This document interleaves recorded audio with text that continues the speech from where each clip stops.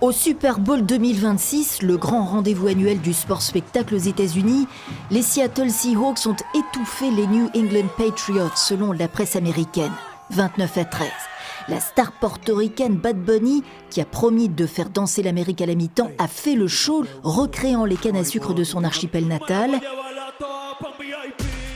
et célébrant la santé de ses voisins aux côtés de Lady Gaga. 13 minutes d'un spectacle enlevé, quasi tout en espagnol.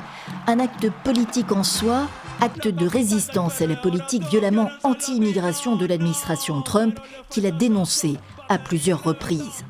C'est toute l'Amérique que célèbre Bad Bunny, meilleur album de l'année aux Grammy Awards et artiste le plus écouté au monde. God bless America.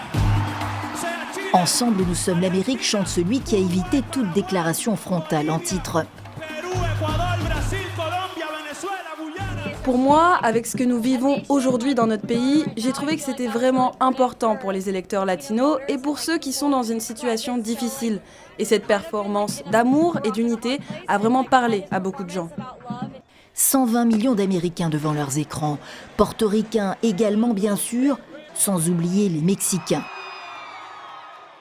Avec l'hostilité contre les latinos, qui sont la première main-d'œuvre, je crois, aux États-Unis, voir un latino chanter en espagnol pour le plus grand spectacle du monde, c'était incroyable, j'ai adoré.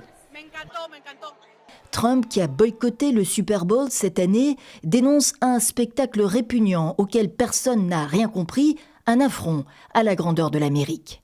En protestation au choix de la NFL, la Ligue nationale de football qui ciblait le marché des Américains d'origine latino-américaine, 41 millions de locuteurs aux États-Unis, le camp MAGA organisait son propre contre-show à la mi-temps de ce Super Bowl pour offrir, selon ses mots, un spectacle sans autre agenda politique que la foi, la famille et la liberté. Pas moins que le programme politique de Turning Point USA, l'organisation de l'influenceur nationaliste chrétien Charlie Kirk, assassiné en septembre.